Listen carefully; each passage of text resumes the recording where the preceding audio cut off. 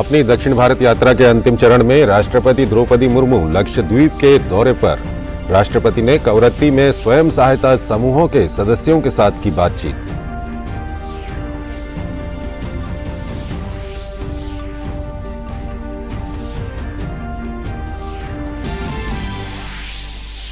केंद्रीय गृह मंत्री अमित शाह के गुजरात दौरे का आज अंतिम दिन। अमित शाह आज जूनागढ़ में एपीएमसी किसान भवन का करेंगे उद्घाटन। गुजरात केंद्रीय विश्वविद्यालय के दीक्षांत समारोह में भी होंगे शामिल।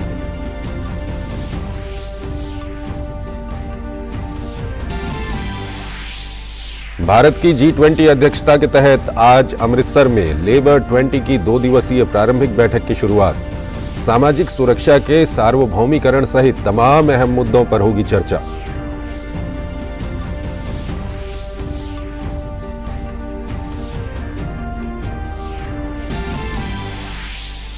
भारत और ऑस्ट्रेलिया के बीच आज विशाखापट्टनम में खेला जाएगा दूसरा एक दिवसीय मुकाबला। सीरीज में 1-0 से आगे चल रही टीम इंडिया का इरादा सीरीज अपने नाम करने का, वहीं सीरीज बराबर करने के उद्देश्य से उतरेगी कंगारू टीम।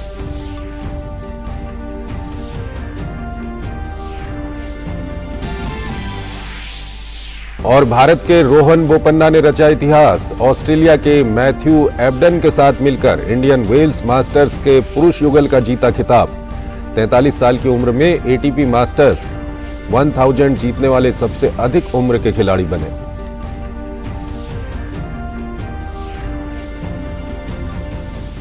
नमस्कार, डीडी न्यूज में आपका स्वागत है। मैं हूं चंद्रशेखर जोशी और आइए अब खबरें देखते हैं विस्तार से।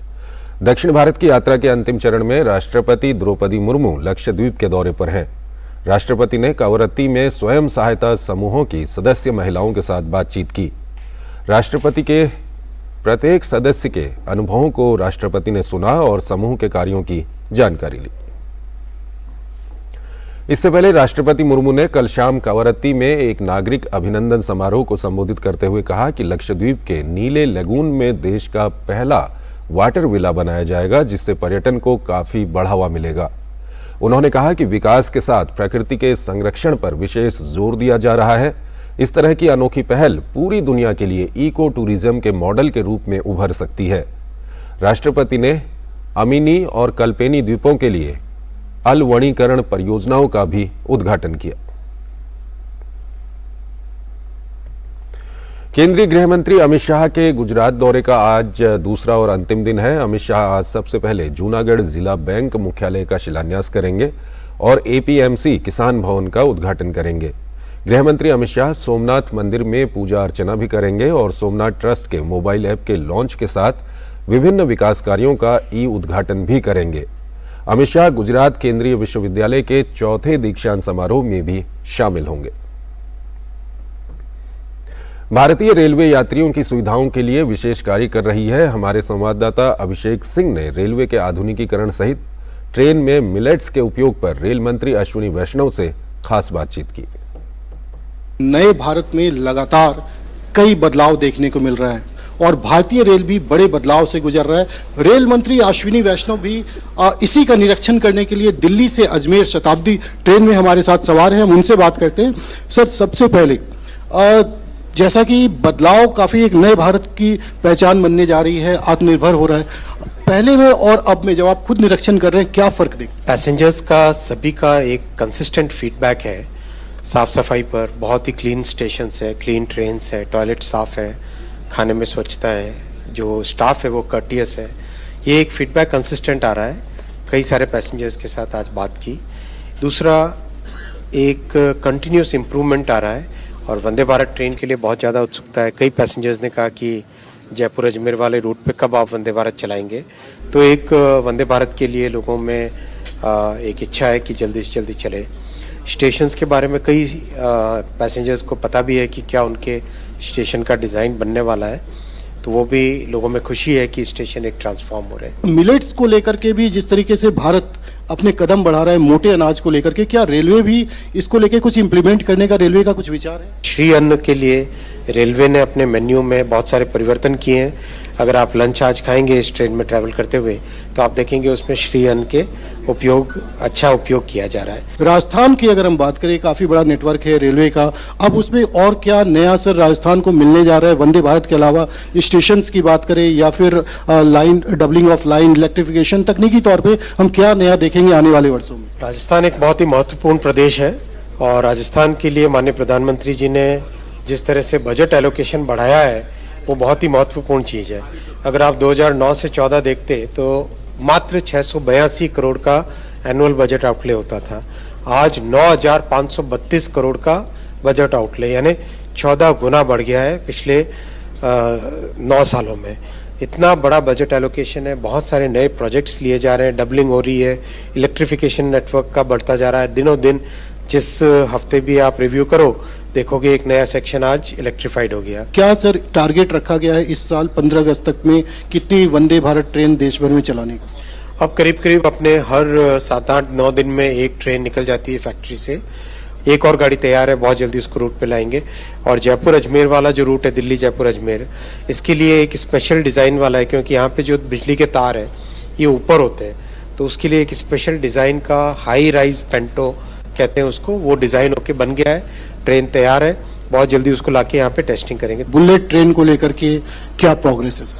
बहुत अच्छी प्रोग्रेस है, 154 किलोमीटर के पिलर्स बन चुके हैं, बहुत तेजी से आगे काम जा रहा है बुलेट ट्रेन का।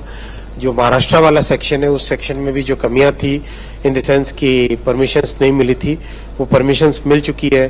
अंडर सी टनल का टेंडर निकल चुका है, अंडर जो टर्मिनल है बीकेसी में टर्मिनल बनेगा उसका टेंडर अवार्ड हो चुका है।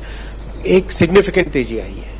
धन्यवाद सर। तो आपने सुना, न सिर्फ यात्रियों के खान पान को लेकर के बल्कि तकनीकी तौर पर या रेल को विश्व स्तरीय बनाने के लिए भी लगातार प्रयास किए जा रहे हैं। कैमरामैन संदीप कुमार के साथ अभिषेक सिंह, डीडी न्यूज।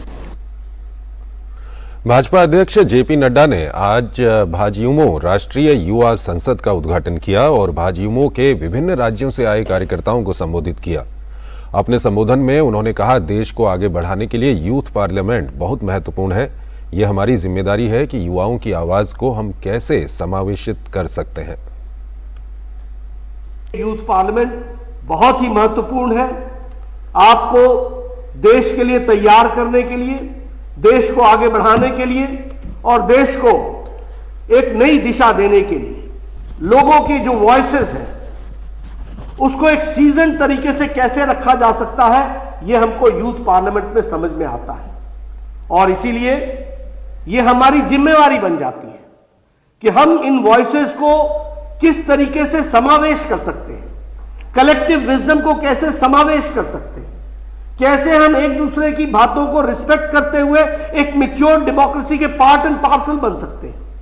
इन सबको प्रैक्टिस करने का इस यूथ पार्लियामेंट में आप सबको मौका मिलेगा।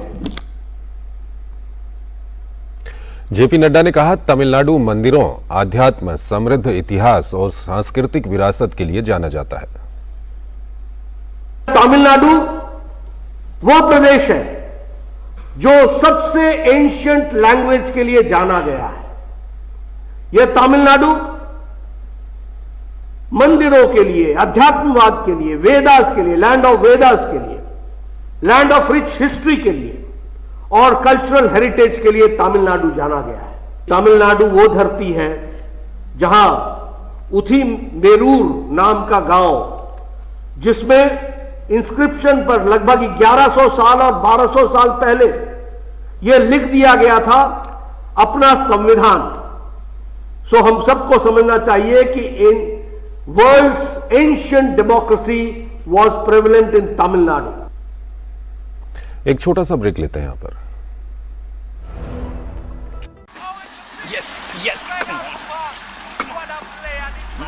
मैच में डूब गए और हैंड वॉश भूल गए। Hand wash reminder by a hand ambassador Sachin Tendulkar का हाथ, सेवलॉन स्वस्थ इंडिया मिशन।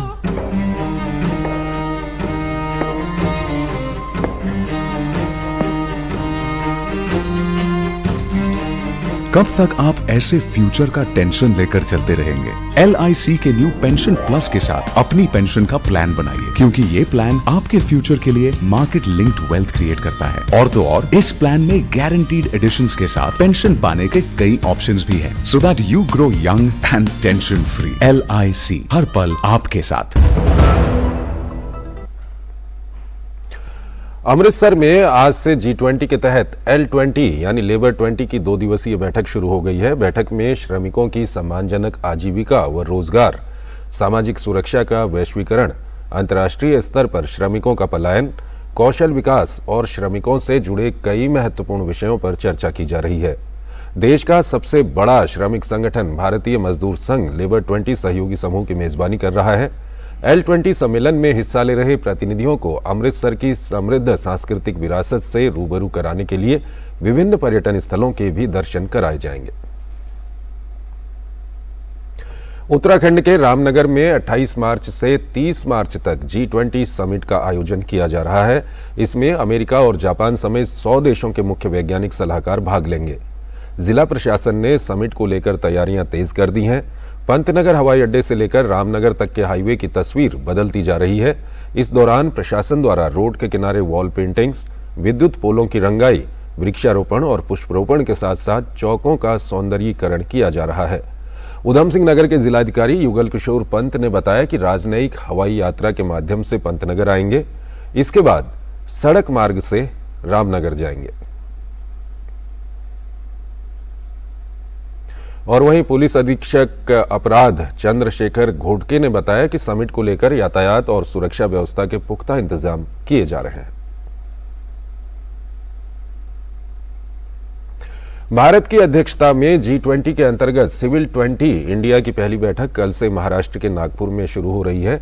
महाराष्ट्र के उप मुख्यमंत्री देवेंद्र फडणवीस, नोबेल पुरस्कार विजेता कैलाश सत्यार्थी, आध्यात्मिक नेता माता अमृतानंदमयी बैठक के उद्घाटन समारोह में उपस्थित रहेंगे। 2 दिवसीय सम्मेलन सिविल सोसाइटी संगठनों और गैर सरकारी संगठनों के परिप्रेक्ष्य पर केंद्रित होगा। स्वास्थ्य, पर्यावरण, कला और शिल्प जैसे मुद्दों पर चर्चा की जाएगी। 2 दिवसीय स्थापना बैठक में लगभग 250 प्रतिनिधि और 30 वक्ता भाग लेंगे। प्रतिनिधियों को 22 मार्च को नागपुर के पेंच बाघ अभ्यारण्य और अन्य पर्यटन स्थलों को देखने का भी मौका मिलेगा। सभ्यता के विकास में लगातार जीवन की सुगमता को लेकर बल दिया जाता रहा है, लेकिन इसमें जितना बड़ा बदलाव तकनीक और प्रौद्योगिकी की वजह से हुआ है, उतना शायद ही और किसी कारण से संभव हो पाया हो। इसी दिशा में आगे बढ़ते हुए सरकार लगातार प्रौद्योगिकी में निवेश कर लोगों के जीवन को सुगम बनाने के प्रयास में लगी हुई है। नागरिकों की सुगमता के लिए सरकार नवाचारों का उपयोग करती है और बजट में भी इस काम को आगे बढ़ाने के लिए खास प्रावधान किया जाता है।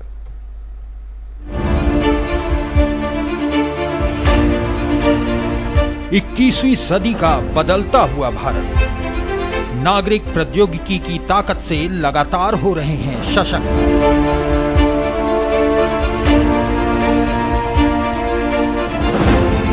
बजट में प्रौद्योगिकी को मानवीय संवेदनाओं के साथ जोड़ा गया।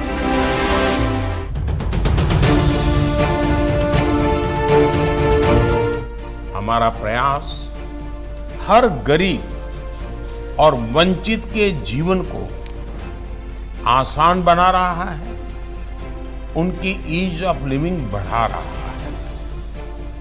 लोगों के जीवन में सरकार का दखल और दबाव भी कम हो रहा है। आज लोग सरकार को रास्ते की रुकावट नहीं मानते हैं, बल्कि लोग हमारी सरकार को नए अवसरों के कैटालिस्ट के तौर पर देखते हैं।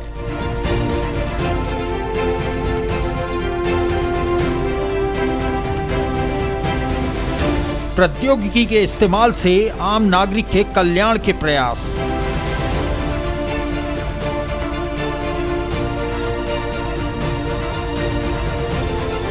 टेक्नोलॉजी की मदद से हम हर व्यक्ति के लिए डिजी लॉकर की सुविधा लेकर आए हैं। अब डिजी लॉकर फॉर एंटिटीज की सुविधा है। यहाँ कंपनियां, एमएसएमई अपनी फाइलों को स्टोर कर सकते हैं और उसे विभिन्न रेगुलेटर्स और सरकारी विभागों के साथ साझा कर सकते हैं। डिजी लॉकर के कंसेप्ट को और विस्तार देने की जरूरत है। हमें देखना होगा कि और किस तरीके से लोगों तक इसका फायदा पहुंचाया जा सकता है।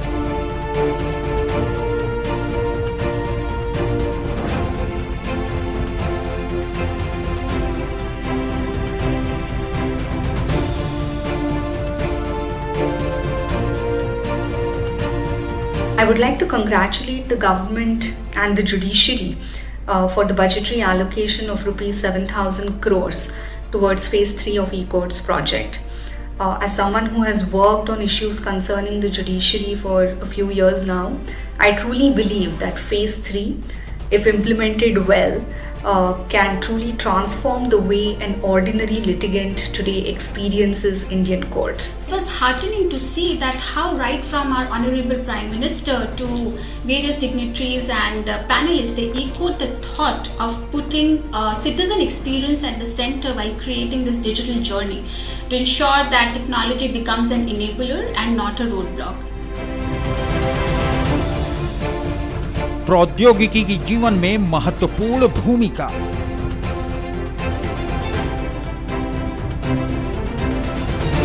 सरकार की नीतियों से आम लोगों के जीवन में लगातार सकारात्मक बदलाव जारी।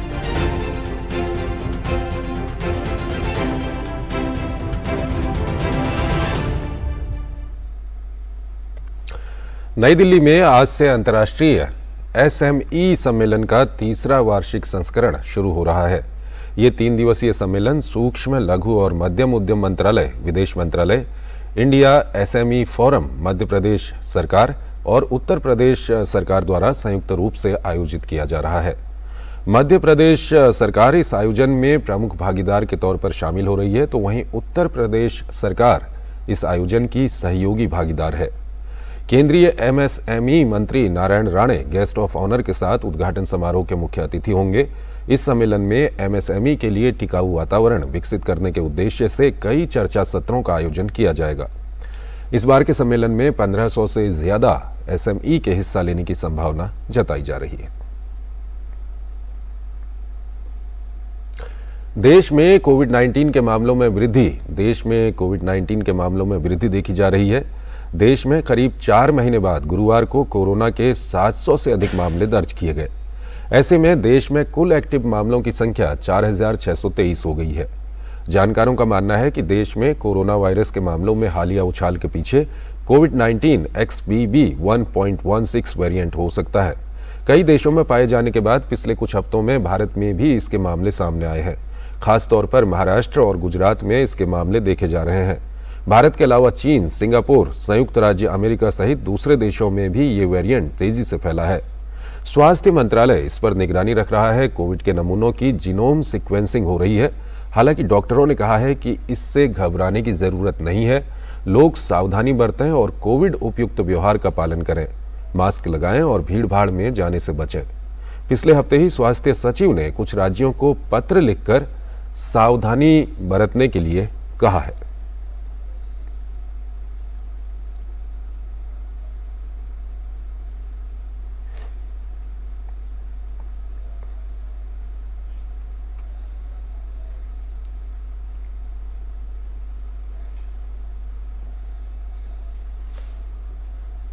केंद्रीय खेल मंत्री अनुराग सिंह ठाकुर ने आज तमिलनाडु की राजधानी चेन्नई में Tamil Nadu physical education and sports university के दीक्षांत समारोह में हिस्सा लिया। इस अवसर पर खेल मंत्री ने फिजिकल एजुकेशन के महत्व पर जोर देते हुए कहा कि खेल और शिक्षा के द्वारा एक अच्छे समाज का निर्माण किया जा सकता है।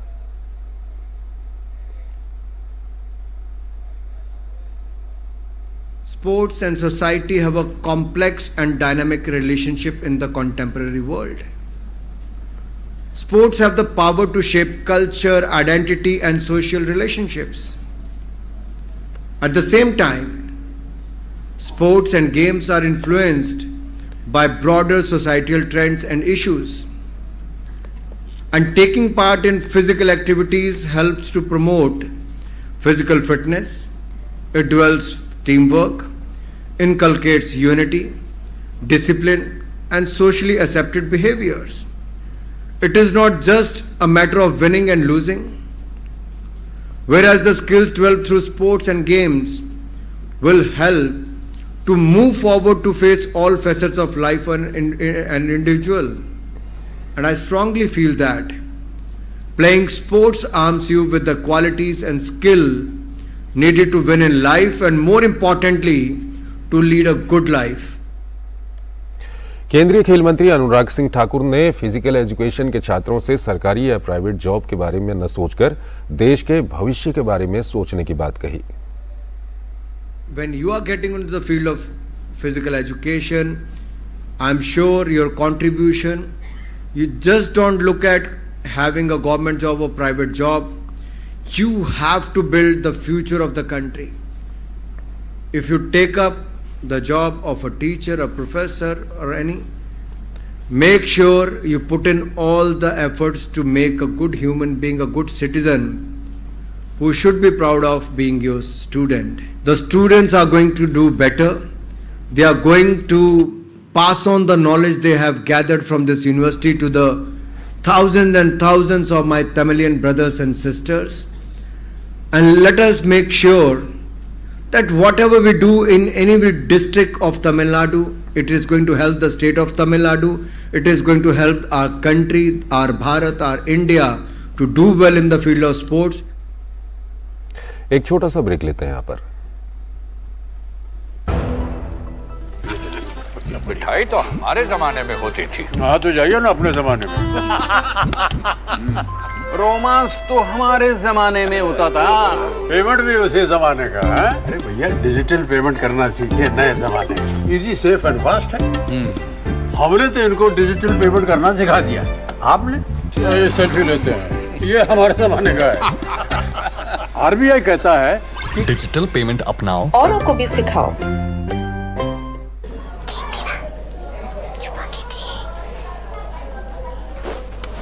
कितनी बार समझाया बच्चा पार्टी, हाथ धोकर करो अपनी पार्टी। Hand wash reminder by a hand ambassador, Sachin Tendulkar का हाथ। सेवलॉन स्वस्थ इंडिया मिशन। स्वागत है आपका ब्रेक के बाद। अमृतकाल के बजट में पीएम मोदी के विजन को प्राथमिकता दी गई है, जिसमें नए शहरों का विकास और मौजूदा सेवाओं का आधुनिकीकरण शामिल है। नए शहर कचरा मुक्त, जल संरक्षित और जलवायु अनुकूल बन रहे हैं। ये रिपोर्ट देखिए।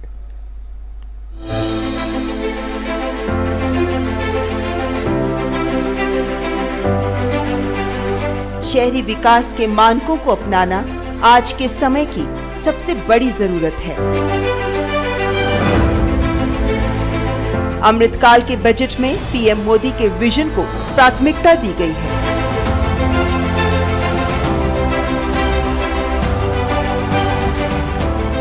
अर्बन डेवलपमेंट में अर्बन प्लानिंग और अर्बन गवर्नेंस दोनों की बहुत बड़ी भूमिका होती है। शहरों की खराब प्लानिंग या प्लान बनने के बाद उसकी सही इंप्लीमेंट न होना हमारी विकास यात्रा के सामने बड़ी चुनौतियां पैदा कर सकता है। अर्बन प्लानिंग के तहत आने वाली स्पेशल प्लानिंग हो, ट्रांसपोर्ट प्लानिंग हो, अर्बन इंफ्रास्ट्रक्चर प्लानिंग हो, वाटर मैनेजमेंट हो, इन सभी एरियाज में बहुत फोकस वे में काम करना जरूरी है।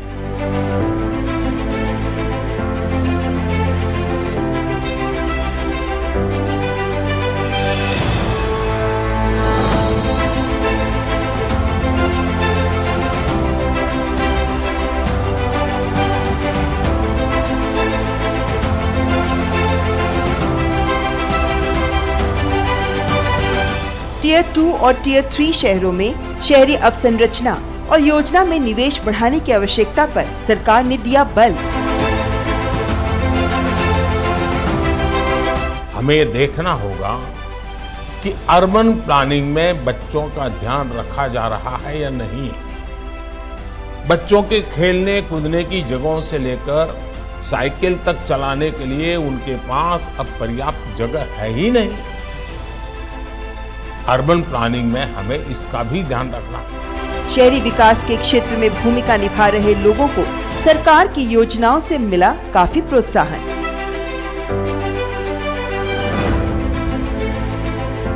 As a waste management expert, I am privy to the efforts being made by the Government of India in Swachh Bharat Mission, and its efforts are quite visible on ground. PM किसान और गोवर्धन दोनों ही scheme के अंतर्गत किए जाने वाले कार्यों के माध्यम से कचरों का अधिक से अधिक कंपोस्ट का उत्पादन होगा कचरों से, जो मिट्टी के स्वास्थ्य के साथ साथ कृषि उत्पादन में भी वृद्धि करेगी। सैनिटेशन विषय पर मेरे द्वारा इंदौर शहर में किए जा रहे कार्यों के संबंध में जानकारी दी गई, जिसमें कि चैम्बरों की सफाई, सेप्टिक टैंक की सफाई को मैकेनाइज्ड वे में ही किया जाना आवश्यक होना बताया गया, जिससे कि फर्टिलिटी की संभावना कम से कम रहे। बजट में पीएम आवास योजना के लिए 80,000 करोड़ रुपए खर्च करने की सरकार की प्रतिबद्धता। योजनाएं और नीतियों से शहरवासियों के जीवन को आसान बनाने का लक्ष्य।